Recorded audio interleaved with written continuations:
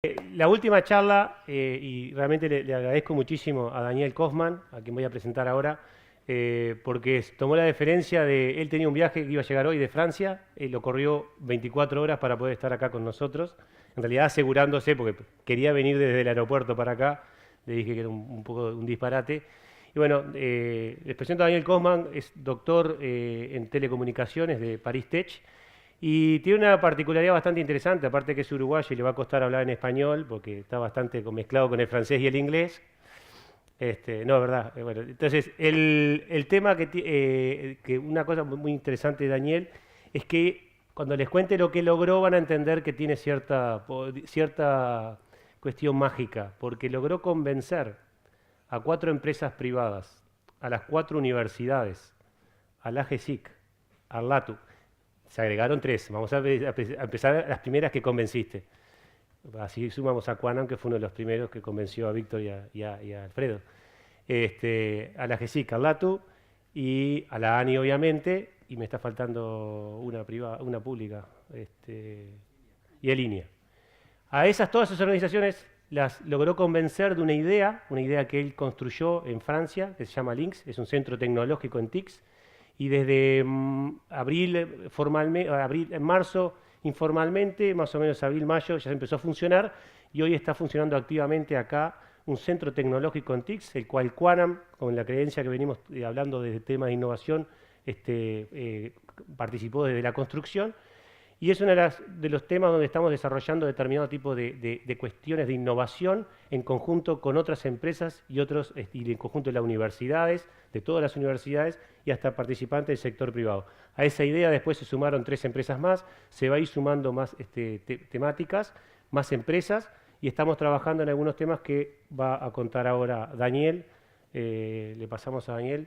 Y además Daniel fue profesor de varios de nosotros, porque hay varios de mi generación acá, Daniel, que fueron alumnos de él de análisis matemático 2. Adelante.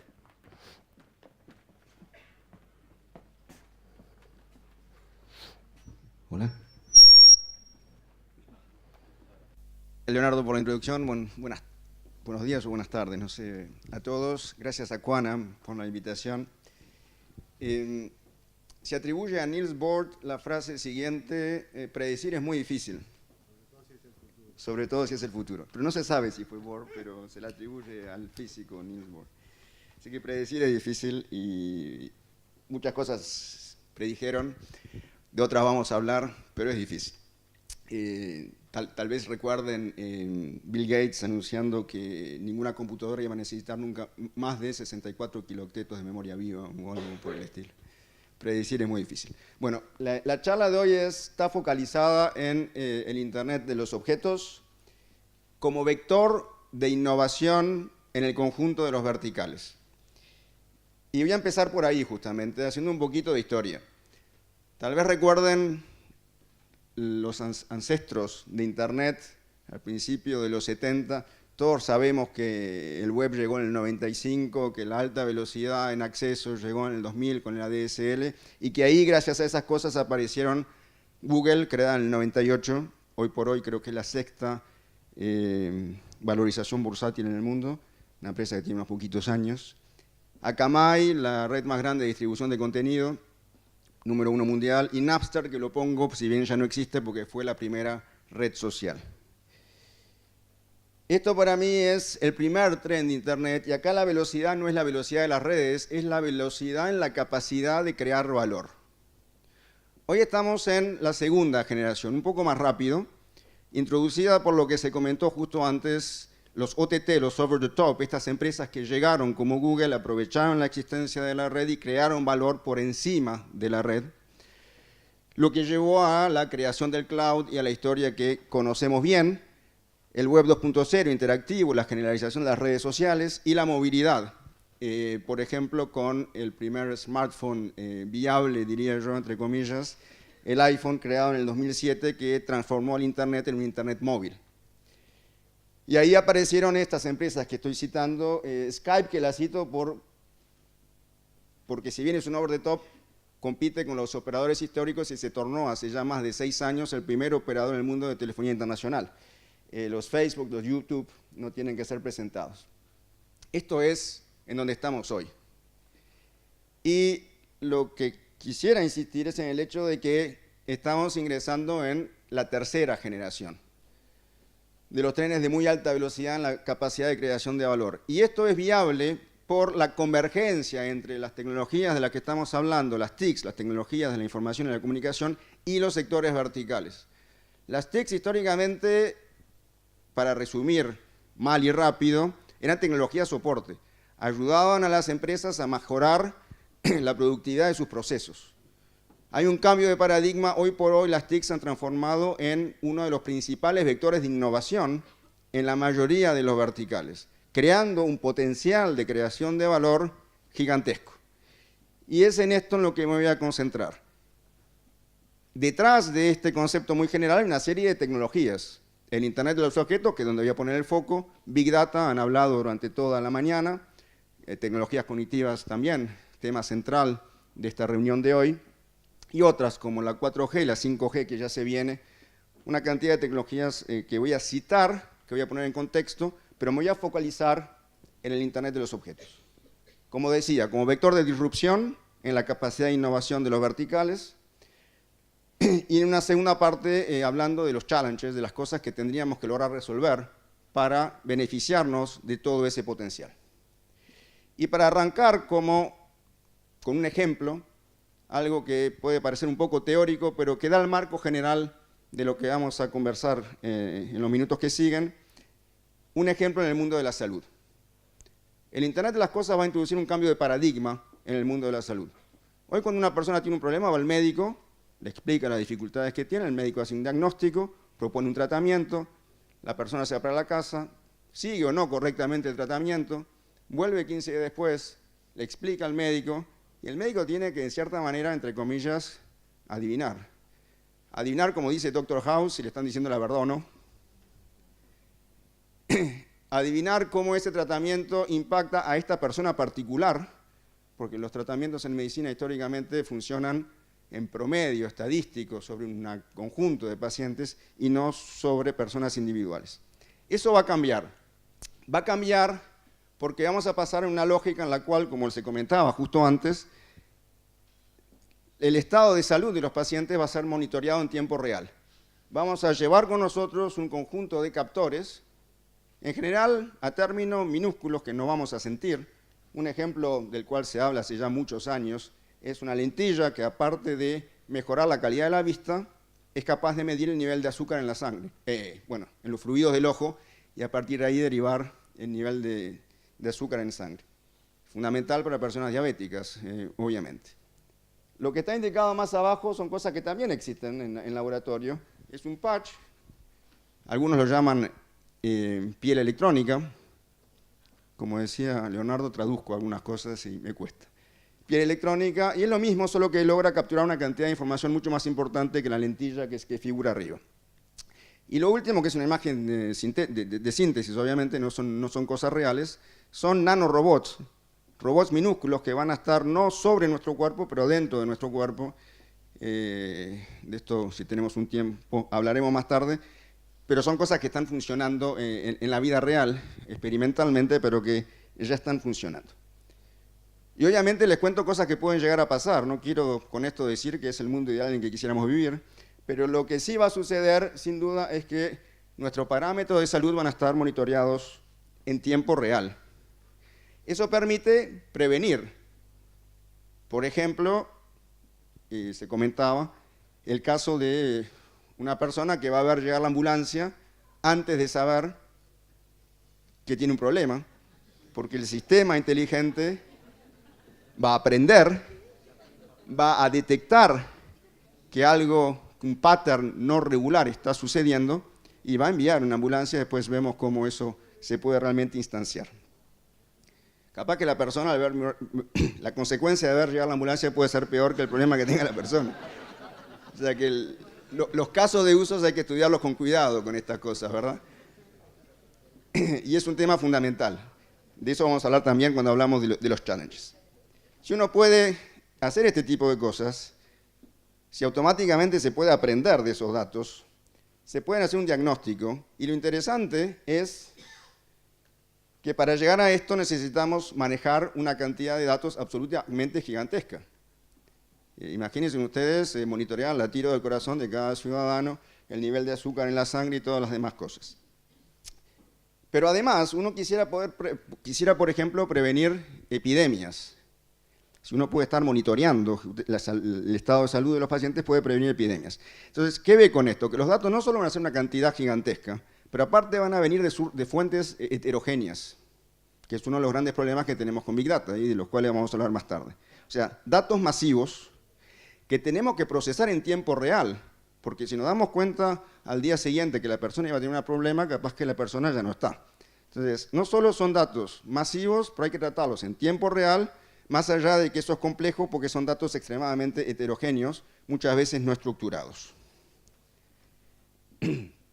Obviamente, si uno hace un diagnóstico, puede hacer un tratamiento a distancia. En el caso del diabetes, la persona puede tener una bomba, se dice, una bomba de insulina telecomandada, o sea que el centro médico va a medir en cada instante las necesidades e inyectar la cantidad de medicamento que se precise justo en el momento indicado. Eso es un cambio radical en calidad de vida para las personas que padecen de esa enfermedad. Y obviamente esto es en bucle. En el teletratamiento hay una cantidad de cosas con nanodispositivos adentro del cuerpo, pero de eso que es más futurista no vamos a hablar hoy. Bueno, esta lógica que acabo de introducir, que se aplica a la salud, se aplica de una persona, se puede aplicar a la salud de una máquina. Y cambia radicalmente la forma de construir una planta industrial. De eso vamos a hablar también un poco más tarde, pero simplemente para decir que esta lógica es una lógica general. Si uno resume los conceptos que introduje muy rápidamente, lo primero es la capacidad de monitorear lo que pasa en el mundo real, en tiempo real, y la capacidad de actuar en el mundo real, gracias a los sensores y los objetos conectados. Nuevas interfaces entre el mundo real y el mundo digital, algunas de las cuales citamos.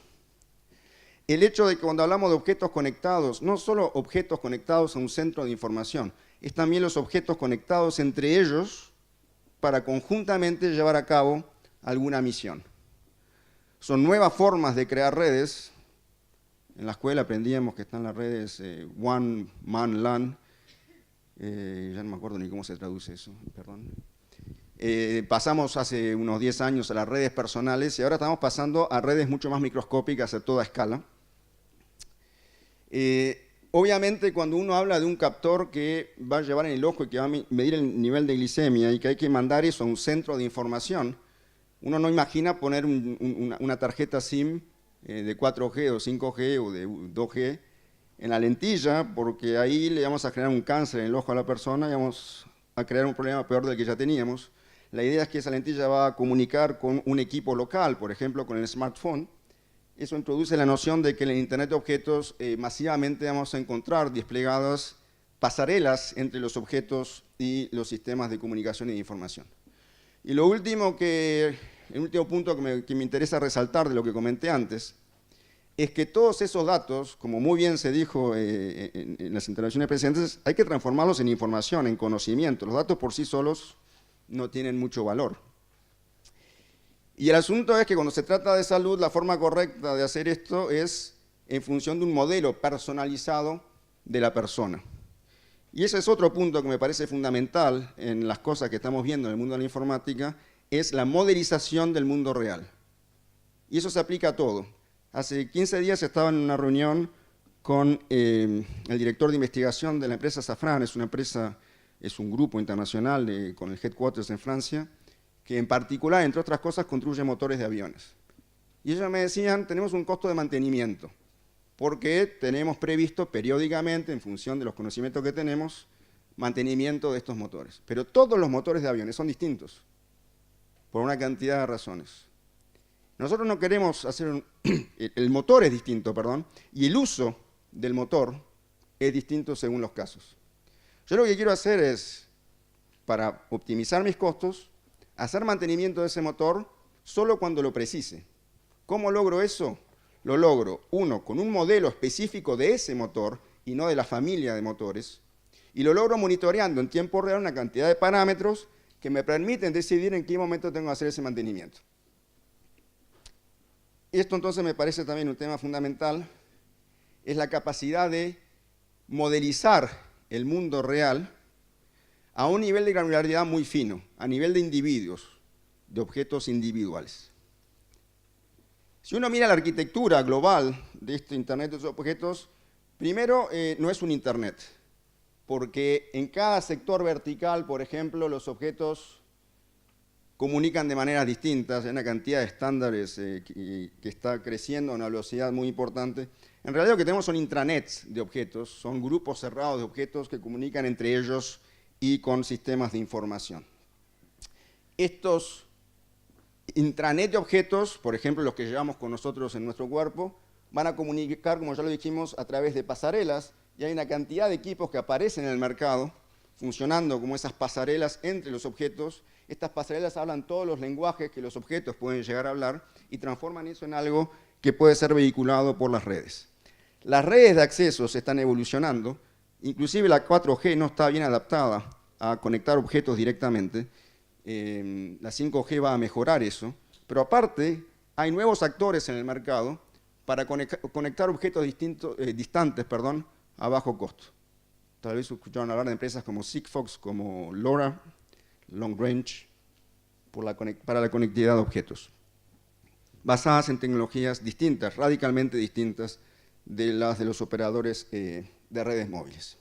Entonces, los objetos que se tornan conectados, las pasarelas que permiten masivamente conectar esos objetos, redes de acceso específicas para objetos o redes de acceso existentes que se mejoran para la conectividad de los objetos, y después llegamos a el sistema de información que va a colectar y procesar esos datos.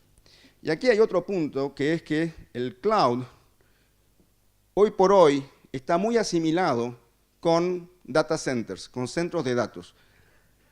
Se habla de Google con data centers que tienen 1 millón de servers, cosas absolutamente gigantescas. El cloud hoy es algo extremadamente centralizado en la forma que fue implementado. Lo que estamos viendo con la evolución de los servicios, como los que yo les estoy comentando, es que eso no es viable. Uno no imagina enviar a un cloud centralizado cada latido del corazón o cada parámetro medido por cada individuo a una frecuencia muy baja. Entonces lo que va a pasar cada vez más es que las aplicaciones se van a implementar de forma mucho más distribuida. Por ejemplo, el smartphone va a hacer un preprocesamiento de esos datos, enviar hacia un cloud centralizado únicamente informaciones necesarias.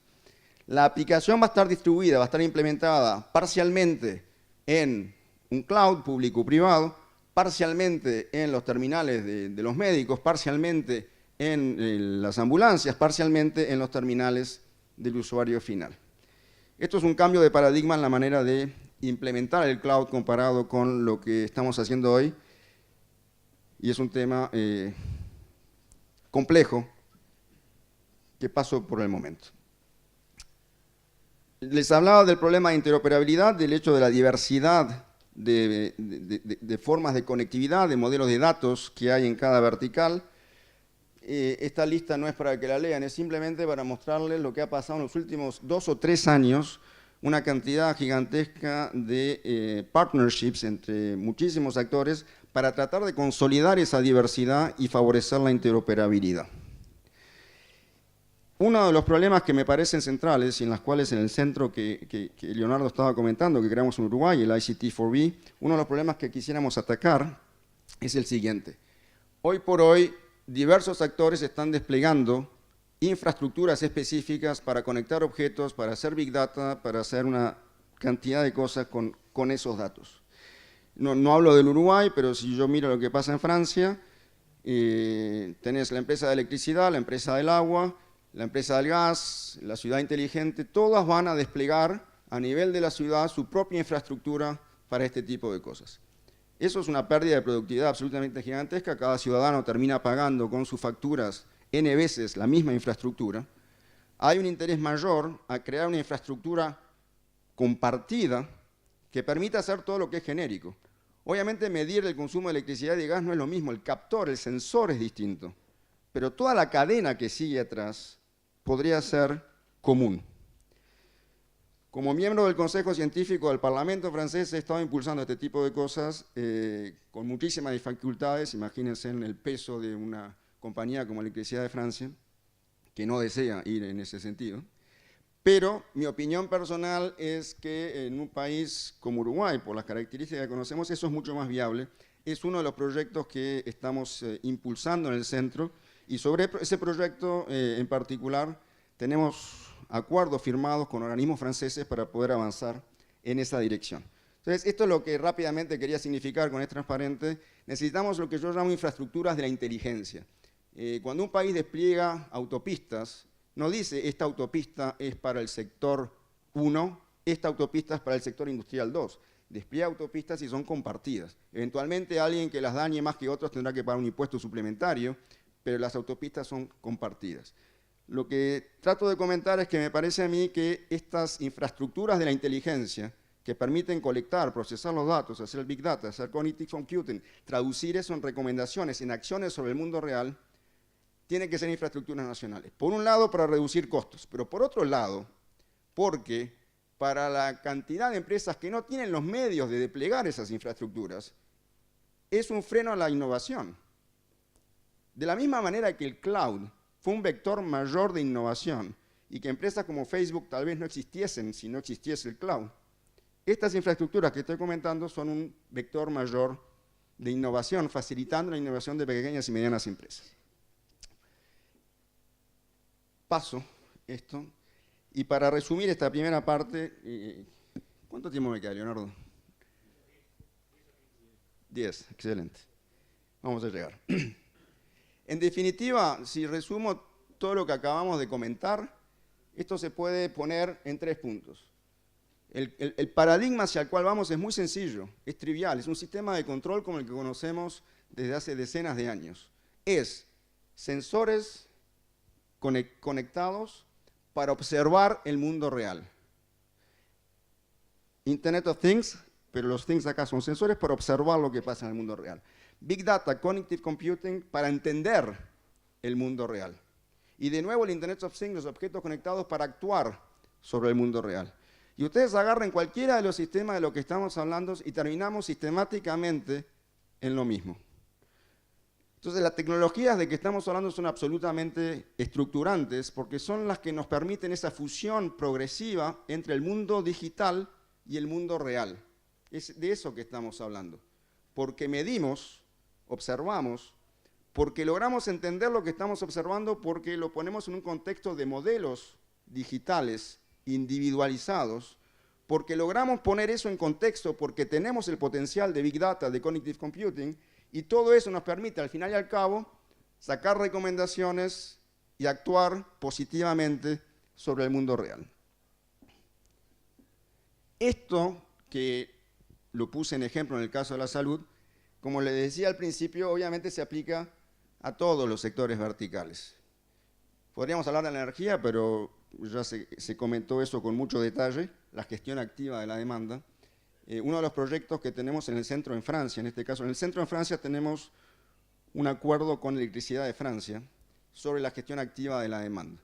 Y en particular incluye el hecho de que cada vez más las casas van a producir energía, a través, por ejemplo, de paneles solares, y que cada vez más van a tener capacidad de almacenar energía. Vieron los anuncios de hace 3 o 4 meses sobre la evolución a la baja de los costos del almacenamiento local de energía. El proyecto consiste en lo siguiente: si uno integra masivamente fuentes de energía en la red de distribución eléctrica, puede desestabilizar muy rápidamente la red, deteriorar la calidad del servicio de electricidad, la fluctuación del voltaje, la pérdida de sincronismo, y una cantidad de problemas que pueden llegar. El proyecto consiste en entrar en la casa de cada usuario, como se comentaba en las charlas anteriores, entender los objetos conectados que consumen, producen o storage o almacenan energía, y globalmente tomar las decisiones para, por un lado, estabilizar la red, cualquiera sea la cantidad de energía que se está inyectando desde los usuarios, y por otro lado, obviamente, optimizar la ecuación energética.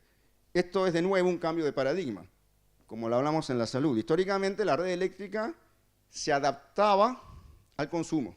Ustedes tienen un contrato con un proveedor eléctrico, potencia máxima, en tanto respeten ese consumo máximo, les dan el servicio. Resumo muy rápidamente. Si ustedes insertan energía renovable, muchas veces intermitente, solar, eólica, es mucho más difícil de hacer lo que acabamos de decir. Necesitamos que la demanda se adapte a la capacidad de producción en un instante dado o tener sistemas de almacenamiento. Introducir eso no es simple, y el hecho de introducir arquitecturas basadas en Internet de objetos y en la capacidad predictiva del Big Data y las cosas que estuvimos comentando es esencial. En energía, bueno, hablé un poco de electricidad. En el mundo de gas and oil es evidente, porque uno tiene miles de kilómetros de pipelines, y saber si hay una pérdida en un momento, en algún lugar, es extremadamente difícil. Y eso hoy se hace con, cada vez más, con drones conectados o con, de vuelta, nanodispositivos que circulan adentro de los pipelines y que se coordinan para identificar problemas. Pero lo que me interesa más en este transparente, como no tenemos mucho tiempo, es este señor. Uno de los problemas en las plantas petrolíferas, por ejemplo, son los problemas de medio ambiente. En las minas son los problemas de medio ambiente que pueden provocar problemas de salud en los operarios. Y tenemos un proyecto con Total, con el grupo Total, justamente ligado al Internet de los objetos. Son objetos portados, captores, sensores portados por los operarios para detectar rápidamente dificultades. Y son también el lenguaje del mundo del gas and oil, lo aprendí recientemente. Tienen una cantidad de captores, por ejemplo, para identificar que va a haber un problema en una planta offshore porque se viene un movimiento de agua, y el poder tratar eso en tiempo real incrementa significativamente la seguridad de sus infraestructuras.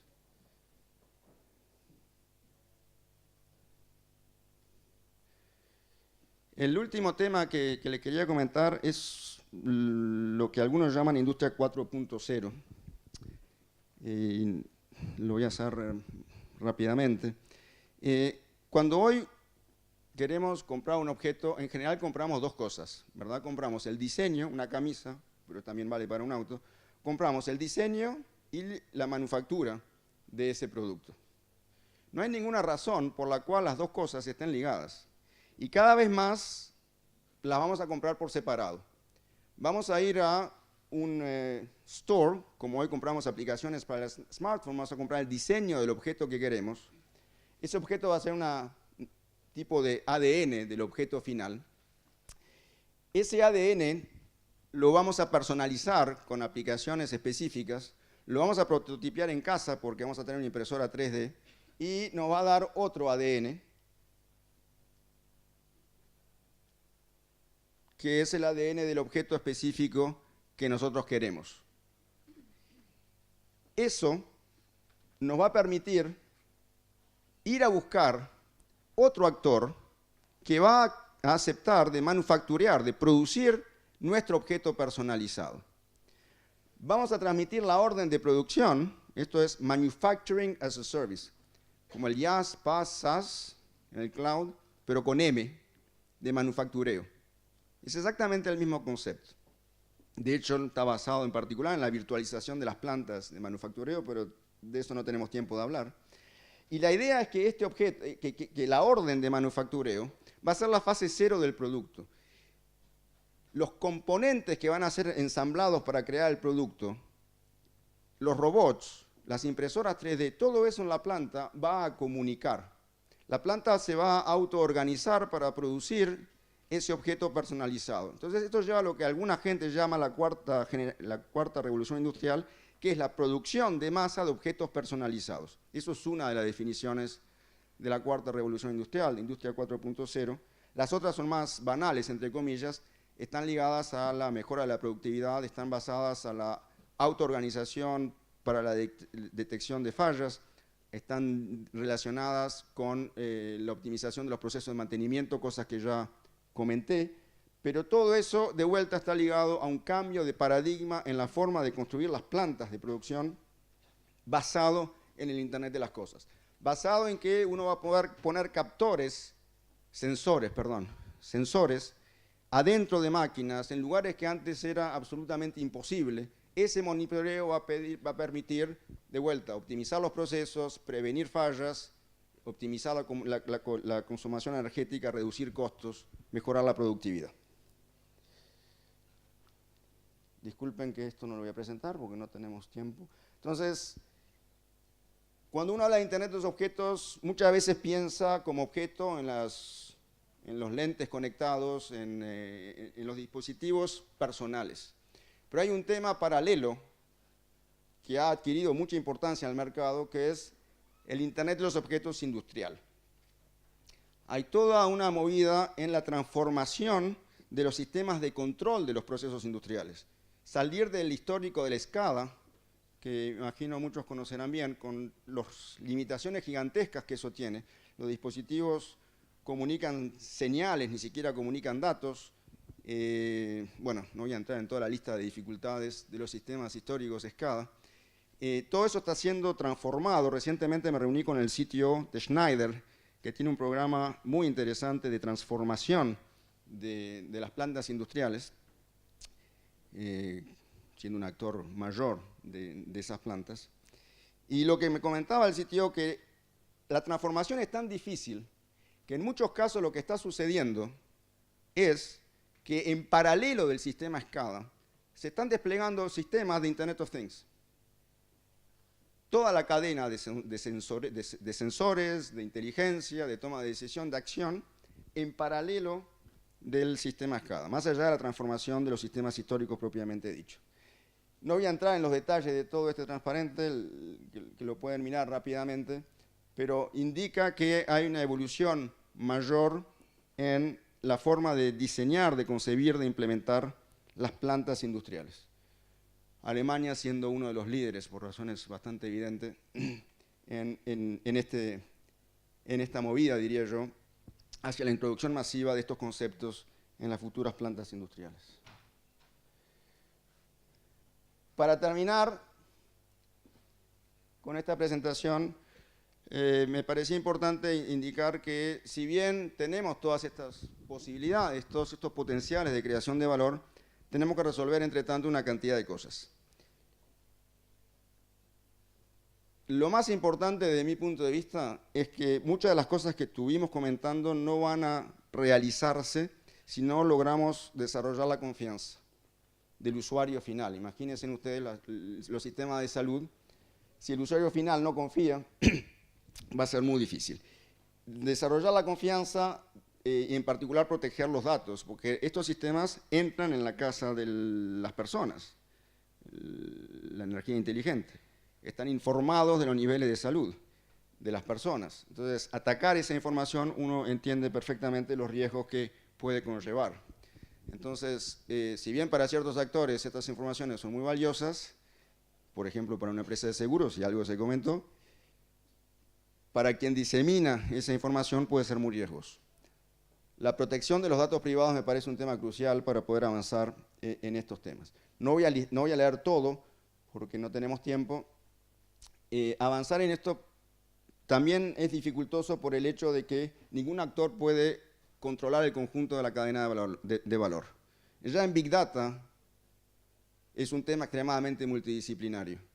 La noción de Pure Data Scientist, una persona de IT, que cualquiera sea los datos que reciba va a poder transformar esos datos en información, eso no existe.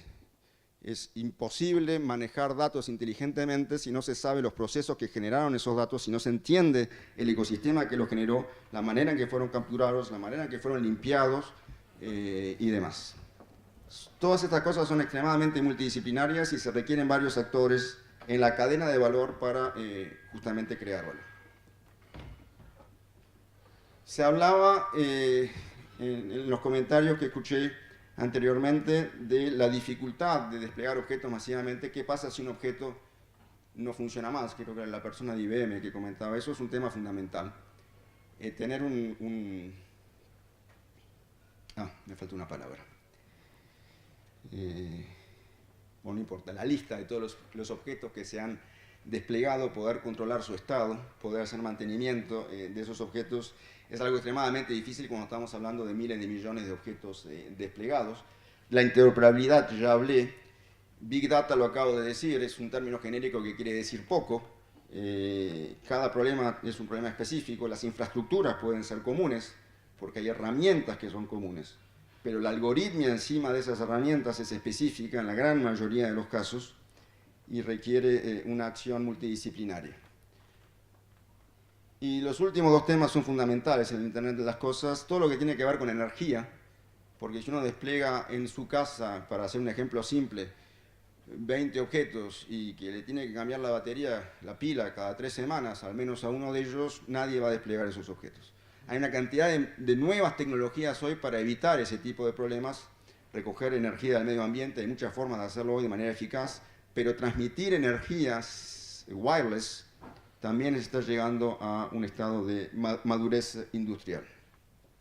Y lo último que me parece fundamental son los problemas de seguridad, que también se mencionaron anteriormente, porque lo vimos en varias películas ya, pero es un hecho hoy tecnológicamente. Antes hablamos de virus, un virus informático podía matar a una máquina, un PC, una computadora. Hoy un virus informático, con las cosas que estamos diciendo, puede matar a una persona. Eso ya no es ciencia ficción. Tomar control de una planta industrial puede transformarse en un ataque terrorista. Usar vehículos para hacer ataques terroristas es un hecho conocido. Si los vehículos están atacados en línea, uno se imagina lo que puede suceder. Y vehículos inteligentes ya han sido atacados. No voy a citar las marcas, pero hay 2 marcas conocidas que tuvieron dificultades de ese tipo.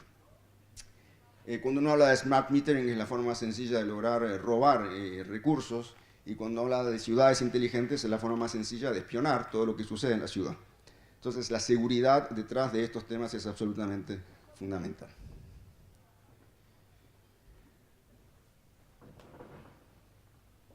Para terminar, y disculpen que se me fue los tiempos, un comentario que me parece obvio, pero que vale la pena volver a repetirlo, es que de la misma manera que el teléfono se transformó en un smartphone, que de phone no tiene casi nada, un smartphone es una plataforma de servicios, ¿verdad? Todo nuestro entorno se va a transformar en plataforma de servicios. Nuestros coches inteligentes se van a transformar en una plataforma de servicios. Nuestras casas inteligentes se van a transformar en una plataforma de servicios. Y esas plataformas de servicios van cada vez más a ofrecer servicios que son transversales a varios sectores. En el caso de la salud, la persona a través de su pasarela va a hablar con un centro de salud, que va a hablar con un servicio de ambulancias, y cuando la ambulancia llega a la casa va a hablar con la casa inteligente, y todo eso se va a coordinar. Las aplicaciones cada vez van a ser transversales a varias áreas. Cuando uno habla de energía inteligente, de smart grid, obviamente en casa no vamos a tener una box de comunicación, una box de energía, una box de salud, una box de entertainment, una box de no sé qué otra cosa, porque la casa de uno se transformaría en ese caso en un data center, ¿verdad? Y cada vez se parecen más nuestras casas a un data center. Uno imagina mañana algo más inteligente, una box única, virtualizada, desplegada por algún actor que habrá que saber quién es, y distintos actores vendiendo servicios sobre esa box. Cuando uno hace eso, no hay ninguna razón por la cual los servicios a valor agregado sobre el básico, que es distribuir energía, lo dé el operador de energía. Cualquier actor del mercado, a través de esos dispositivos inteligentes en la casa, podría vender servicios de valor agregado ligados a el mundo de la energía, simplemente para dar un ejemplo. Entonces, esto es lo que vemos, el mundo se transforma en plataformas de servicio, las fronteras entre lo que los economistas llaman mercados pertinentes de los sectores verticales cada vez tienden más a desaparecer, porque gracias a las TICs son una cantidad de nuevos actores que se pueden posicionar en los mercados históricos. Algunos economistas hablan de uberización de los sectores verticales. El transparente estaba, pero no tenemos tiempo de entrar en esos detalles. Usar el ejemplo de Uber, que es bueno. Estoy acá, Daniel. Aquí. Leo. Acá. Acá. Usalo porque está bueno y si querés cerramos con esta. Dale. Cerramos con esta, bueno. Tenía otra más linda. Bueno, dale, cerrala con la otra, pero contá esto de Uber es porque... para chivar. Porque Uber, digo, justo estabas en Francia, pero ha estado en la prensa y es un tema que la gente lo tiene en cuenta. En Francia... Para los que no conozcan Uber, capaz que vale la pena introducir mínimamente Uber. Bueno, Uber, taxi, todos sabemos lo que es un taxi, todos sabemos que las compañías de taxi son locales. Uno tiene su compañía de taxi preferida en Montevideo, tal vez, pero si va a otra ciudad y quiere llamar un taxi, la compañía de Montevideo no le sirve de mucho, ¿verdad? Y la idea de Uber es decir, esos mercados que están particionados, pero muy particionados, el de los taxis es un caso clarísimo, transformarlos en un mercado global. Entonces, una compañía basada en las TICs transforma un mercado que está totalmente particionado en un mercado global. Uber, ¿qué es lo que hace? Le da una aplicación, ustedes, poco importa en qué ciudad estén, pueden a través de esa aplicación encontrar fácilmente un taxi en esa ciudad. Para resumir, porque mucho tiempo no tenemos. Entonces, la uberización es eso, es agarrar mercados tangibles, no mercados virtuales, informáticos, de aplicaciones volátiles, a mercados físicos, tangibles, como en este caso el de los taxis, y transformar, hacer que surjan un actor dominante, en este caso Uber, que le está haciendo competencia a las compañías de taxis en todo el mundo. Se habla mucho de Uber por problemas legales, en Francia en particular, de eso si a alguien le interesa podemos charlar después. Entonces, la idea es que cambian los métodos de intermediación. La manera en que uno pedía un taxi antes y la manera en que uno contrata el servicio ahora es totalmente distinta. Los economistas hablaron mucho hasta hace 5 años, diría yo, de hecho que Internet iba a llevarnos a la desintermediación, al hecho de que, como en eBay, son los usuarios finales que van a comunicar directamente entre ellos para llevar adelante sus transacciones. El hecho es que en el mundo real no hubo una desintermediación, Internet no llevó a una desintermediación, no llevó a que hablemos nosotros directamente entre nosotros para resolver los problemas que tenemos, llevó a que aparecieran sobre todo nuevas formas de intermediación. Y eso es lo que los ciertos economistas llaman uberización, en el caso de este tipo de nueva intermediación, ¿verdad? En el cual un mercado particionado se transforma en un mercado único global, sí, con cobertura global, sí, con el apoyo de algo que es totalmente clásico, como una compañía de taxis, se torna algo de tipo innovador. Detrás hay inversiones de tipo capital riesgo y una empresa que logra una posición dominante en el mercado, como puede llegar a ser el caso de Uber en los taxis, pero esto ha pasado en el mundo de la música, en el mundo de las películas, en el mundo de los hoteles, Airbnb. Miren ustedes varios sectores verticales en los cuales se tiende a una concentración fuerte en torno a actores dominantes a través de lo que las TICs han aportado. Eso es una de las consecuencias de las cosas que estuvimos diciendo. También se habla de nestificación por Nest, la empresa que Google compró, que en principio el objetivo de Nest, el aparatito lo que hace es ser un controlador del aire acondicionado, para ser simple, en su casa, pero es un controlador inteligente que aprende del comportamiento de los usuarios y empieza a tomar decisiones solo de cuándo prender o apagar la calefacción.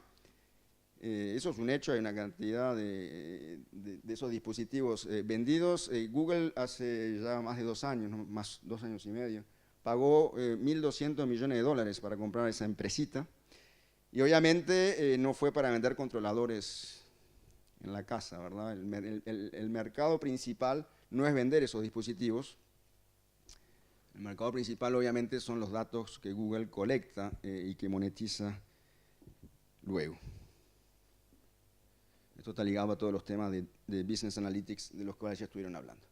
Lo último que quería decir, Leo, si me das 2 minutos más, es que cuando uno mira en el mundo de TICs ahora, ¿no? Volvamos a focalizarnos en el mundo de TICs, es un mundo que también estaba muy particionado. Teníamos operadores de telecomunicaciones que proveen redes, teníamos los operadores de cloud, operadores de distribución de contenido. Bueno, conocen esto. Las fronteras eran bastante claras hasta hace pocos años. Hoy por hoy, estas fronteras tienden a desaparecer. Los operadores de cloud se ponen a ofrecer servicios de red y recíprocamente. Pero más allá de eso, tecnológicamente, los operadores de telecomunicaciones están virtualizando sus redes de la misma manera que los operadores de cloud tienen los data centers virtualizados. En el 2012, en octubre del 2012, un grupo de unos 20 operadores de los más grandes en el mundo dijeron, tenemos un problema real. Construir una red hoy nos sale carísimo. Nos sale carísimo porque estamos comprando equipos específicos para armar esa red. Y enfrente de nosotros tenemos a estos actores, los del cloud, que utilizan servers genéricos del mercado para implementar sus infraestructuras. Queremos ir hacia eso. Queremos no más que tener que comprar equipos específicos, un router para un operador, para hacer simple, una estación de base de una red móvil. Queremos comprar servers genéricos del mercado y que todas las funciones de red lleguen en modo software, virtualizado. Una de las consecuencias de eso, si uno lo empieza a mirar finamente, es que la diferencia entre un data center de un cloud y un punto de presencia de un operador tiende a desaparecer. Entonces, lo que quiero decir con esto es que estas fronteras cada vez más tienden a borrarse. Las fronteras entre mercados pertinentes, como ya hablaba de telecomunicaciones y energía, ahora dentro del mundo de las TICs, las fronteras entre los mercados pertinentes tienden a desaparecer. Y hacia lo que estamos tendiendo, pero esto es simplemente hoy por hoy una visión, es hacia infraestructuras globales genéricas virtualizadas. Es decir, que a nivel de los fierros, todo va a ser genérico. Va a haber cada vez menos equipos específicos para implementar funciones específicas. Las funciones específicas cada vez más van a estar implementadas en software. Entonces, imagínense ustedes un mundo en el cual ya no tenemos, por un lado, operadores de telecomunicaciones que tienen routers IP y estaciones de base, y por otro lado, los OTT que tienen data centers gigantescos con sus servers. Van a haber puntos interconectados. La red es una red genérica, es una red de comunicaciones, una red de contenido, una red de personas, una red de objetos. Es una red única que interconecta todas esas cosas, no solo que es una red de telecomunicaciones. Y esa red de puntos de presencia construido con equipos genéricos, se va a transformar en una red que dé un servicio dado de comunicaciones, de datos, de lo que fuera, en función de las funciones software que le vamos a implementar por encima. Esto permite en particular agilizar la creación de nuevos servicios, permite mover de lugar las funciones para optimizar globalmente estas infraestructuras. Esas funciones son las funciones que conocemos y otras que vendrán. Son las funciones de red, de cloud, son las funciones de pasarela entre los objetos y la infraestructura en un Internet de objetos. Son todas las funciones que ustedes quieran imaginar. Obviamente todo eso hay que orquestarlo, y para la gente que conoce un poco de la tecnología del cloud, se habla desde siempre de orquestación en el cloud, porque los data centers ya están virtualizados. Entonces se habla de orquestación porque para hacer una tarea dada, que requiere cierta capacidad de cálculo y de almacenamiento, hay un sistema inteligente que va a mapear esa necesidad dentro de los recursos disponibles en el data center. Pero ahora estamos hablando de algo mucho más complejo. No es ir a buscar un lugar donde tengo capacidad de cálculo y de memoria. Es, alguien definió un servicio, pidió un servicio, y en tiempo real voy a entender qué funciones necesito. Si ya las tengo bien, si no las voy a ir a buscar y las voy a implementar en mi sistema global para orquestar dinámicamente ese servicio. Esto da lugar a nuevos requerimientos, eventualmente a nuevos actores. Y obviamente para llegar al valor en la creación de las aplicaciones que les comentaba antes. Entonces, esto simplemente para insistir que esta tecnología de la que estamos hablando, más allá de las aplicaciones al cliente final, están induciendo cambios radicales de paradigma en la forma en que se van a construir mañana los posicionamientos de los distintos sectores industriales dentro y fuera de las TICs en torno a estas tecnologías. Vuelvo entonces a esto. Internet de objetos, Big Data, es mucho más que una tecnología. Son los vectores tecnológicos de un cambio mayor de paradigma que están abriendo una cantidad gigantesca de nuevas oportunidades de negocios y que están transformando la geografía de los mercados pertinentes en muchos sectores. Esa es mi conclusión. 15 segundos. Dale. ICT4B, el centro tecnológico que creamos en Uruguay conjuntamente con una cantidad de actores, y de nuevo agradecerle a Alfredo, a Víctor, a Leonardo, a Marcelo, la implicación muy fuerte que tuvo Quanam en que pudiésemos transformar esa idea en una realidad, en un centro que hoy existe, que ya empieza a producir, y en particular que está lanzando proyectos en una cantidad de temas que ya vimos, redes inteligentes en el sector de la agricultura, en el sector de la detección automática de fraude, de calidad del agua, de la convergencia entre inteligencia humana e inteligencia de máquinas, en salud, temas de genómicas, estamos avanzando en crear un proyecto con el Instituto Pasteur y otros. Todo esto se está transformando en una realidad, gracias en particular a las empresas que creyeron en esto desde el vamos, y Quanam fue una de ellas. Gracias a todos por haber escuchado una charla que se me fue significativamente de tiempos. Muchas gracias, Daniel.